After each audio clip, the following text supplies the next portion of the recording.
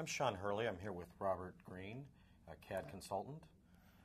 We're talking about a bunch of different issues that might come up in a CAD office, CAD management, standards, all those different things that maybe aren't clear to some people, and trying to add some clarity to them.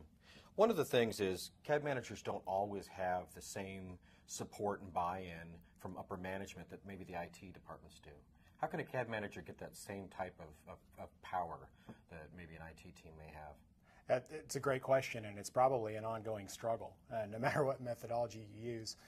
But what I've been able to do just as a staff CAD manager and as a consultant is I spend a lot more time going to senior management and showing them why CAD management makes sense for their business. I think the classic mistake a lot of CAD managers make is they talk in technobabble. And they try to go up the ladder to senior management, and they try to describe things in as really detailed, technocentric things that, let's face it, senior management doesn't understand. It's not their job to understand that. What they need to understand is what that technology can do for them, and that the CAD manager is the person who can actually make that occur. So one of the classic things you'll hear senior management talk about is, I've spent all this money on CAD stuff, and it's not working for me. Well, did you think it was going to pop out of the box and manage itself? You know, where do the standards and processes and procedures come from? Who teaches the users the best way to do things? Yeah, it doesn't jump out of the box and the person all of a sudden understands how to use it. That's correct. So there's a whole palette of tasks that have to be performed before you can use these tools optimally. I mean, I can go down to Home Depot and I can buy, a pneumatic paint sprayer. Doesn't mean I know how to paint a house. I'm going to need some training. I'm going to need some instruction. It's exactly the same thing. So to me, what the really savvy CAD manager is doing is they're going to senior management and they're saying, my mission is to make this place more efficient. You know, my mission is to have projects go out on time with less rework, fewer man hours per task. That in and of itself will endear you to management. That opens a conversational path that's financial.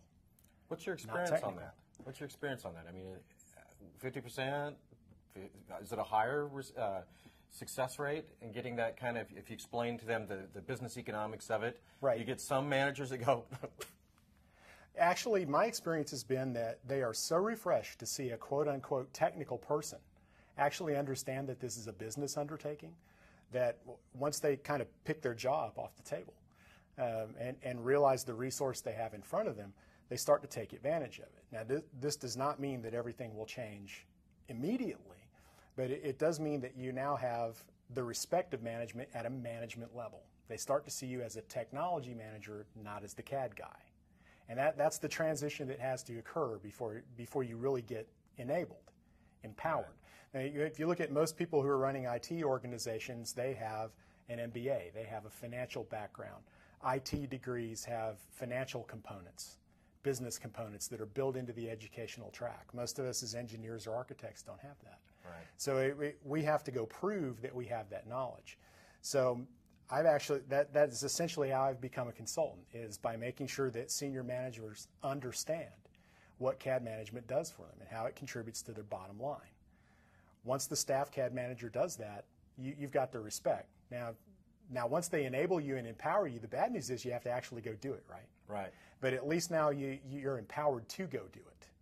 And that really does make all the difference in the world. Now you've got a chance at actually getting some authority, which usually translates into money, budgets, and the other things that you need to do your job.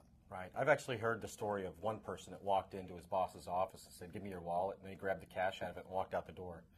The manager was like, "What was this about?" "Well, you don't seem to give us a training budget, so you're losing money." And I figured, might as well get right. some. Yeah, we lose $10,000 around here all the time. I've heard that one a lot. Okay. Give me your wallet.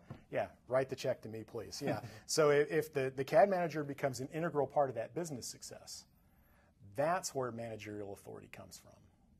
Thank you. I know no other way to make it any shorter. You're welcome. That's very clear. I think there's some good direction at that. Yep. Thank you.